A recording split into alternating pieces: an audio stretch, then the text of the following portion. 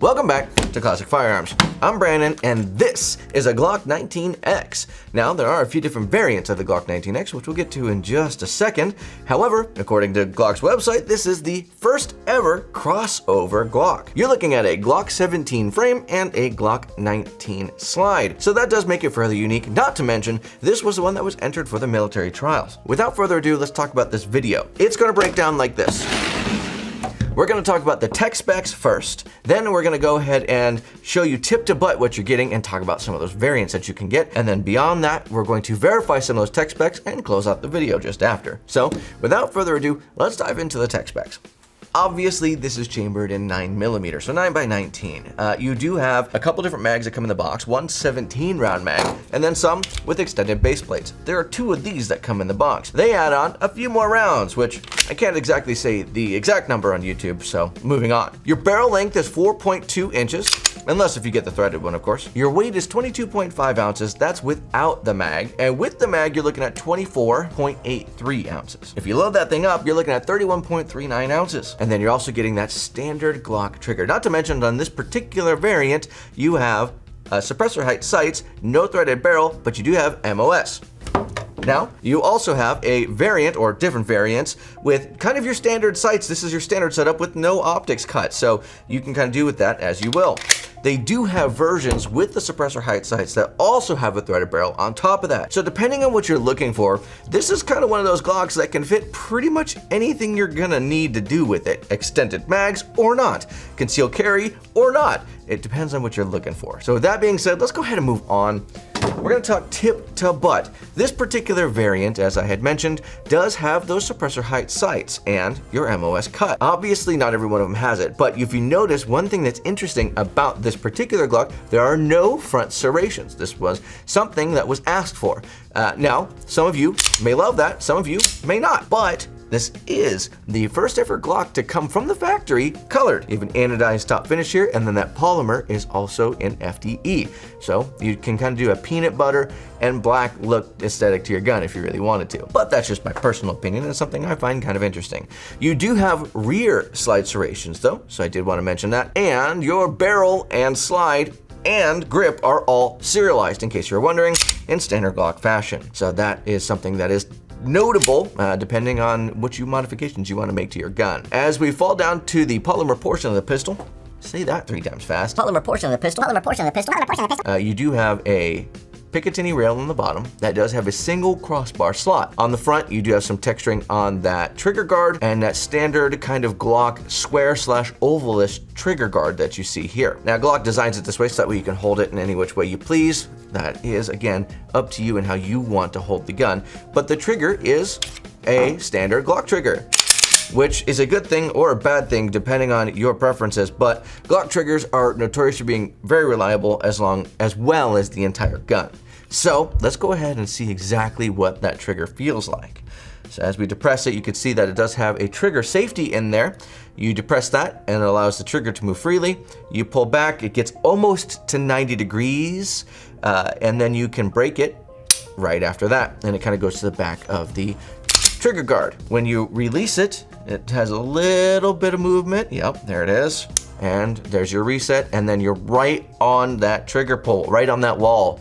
So you don't have to depress it anymore. So that's one of those things that Glock is notorious for. It's not the most amazing trigger, but it's reliable, and it is very solid and workable. So you can put a lot of rounds down range pretty quickly. Now, before we go too far into it, I did forget to mention some things in the tech specs. For example, it's 7.44 inches long, and that's gonna be tip to back strap here. Your slide is gonna be 6.85 inches long with a height of 5.47 inches and a width of 1 inch exactly, literally on the dot 1 inch. I'm gonna verify that in a little bit. Moving on. As we continue kind of our introduction of the polymer portion of the pistol, you do have ambi slide releases. So you can use it on either side if you're left-handed or right-handed, and you can even swap out that mag release left or right if you want to, but standard out of the box, it comes on that left side, made for more or less right-handed shooters. But I do know a lot of left-handed shooters like Matt who have just adapted to using that left side mag release. So again, different strokes for different folks. Your grip is non-finger grooved, which is always a good thing in my personal preference, but a lot of people do love those finger grooves. But it does have that standard kind of squared Glock texture on the grip that you would expect. And in the box, there are some more back straps if you have bigger hands.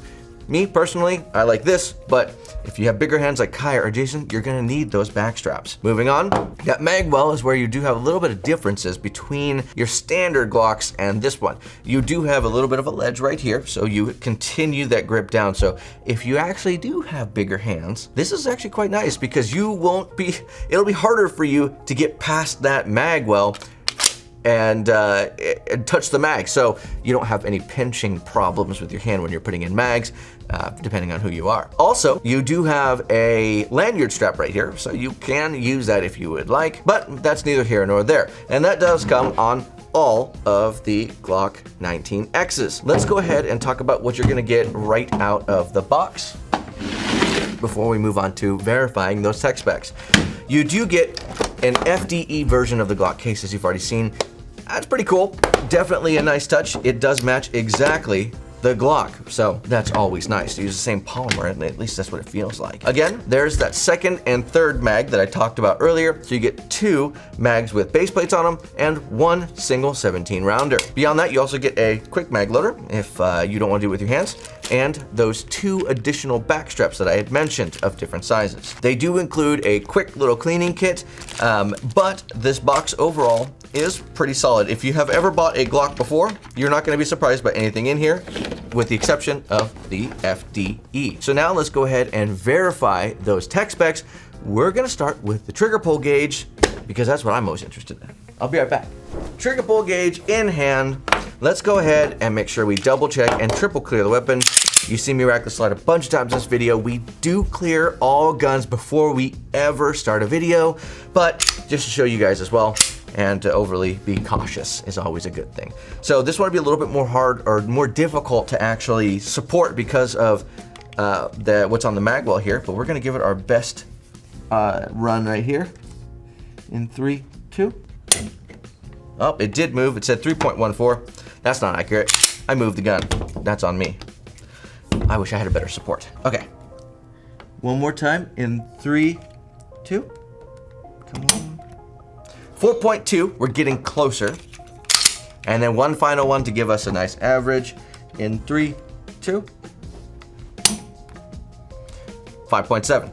So in reality, it's hard to support these, so you're not gonna get the most accurate reading ever, but it does seem to be right in that 4 to 5 pound range, maybe even closer to 6, depending on where exactly on the trigger you grab. A lot of people don't know, if you grab the bottom of the trigger, it's actually gonna be a little bit easier. If you grab the top of the trigger, it's gonna be a little bit harder. So that's why sometimes there's a variance, other than me just not being able to support it. We're gonna go ahead and now move on to measuring it with a measuring tape. Let's see, I got that right here, just off the camera. All right, I got 9 inches on the table. I don't think we're gonna need all that. All right, we are looking at, with the mag in it, just a little bit under that 6-inch mark from mag to top of slide. If you're counting the iron sights up there, you'll be almost to that 6.5, just under 6.5 inches. And then your slide, let me turn it this way so you guys can see it a little bit better. And again, firearm is clear. We are looking at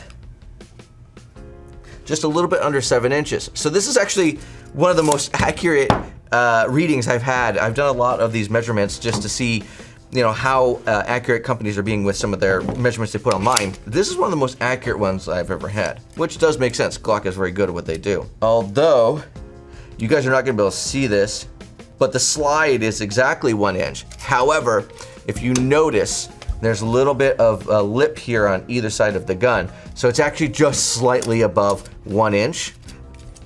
Nobody's really gonna notice that, but I did think that was worth mentioning. Now, I'm gonna go ahead and put the scale on the table and we'll finish out this review. All right, scales on the table. We have 1 Glock, we have 2 Glocks of different variances of the 19X. We're gonna leave the mags in them to give you an idea of exactly how much these weigh. So first and foremost, we're looking at 1.48 pounds on the Glock with the Glock 19X with the MOS cut, the bigger sights, and the bigger mag. I figured that's probably how you might carry that one. This one here, lower sights, no MOS cut, and your smaller mag. wobbly. Wait, 1.55? Hold on, did I see that right? 1.55. 1.49. I'm not gonna lie, I did not expect the smaller one, theoretically speaking, lower sight, smaller mag, no MOS cut. I did not expect it to weigh more than the one with more features on it and more things on it. So that is quite surprising to me. We may have to discover, and I might have to do some more research onto why that is. I just didn't expect it. So let's wrap up this video. If you have any experiences with any of the Glock 19Xs, that is the MOS version, one with threaded barrel, or the standard, please leave a review down below. We would love to see your comments. That is all I have for you guys today. God bless, stay safe. It is time to end. Now, I wanna go see how this thing shoots.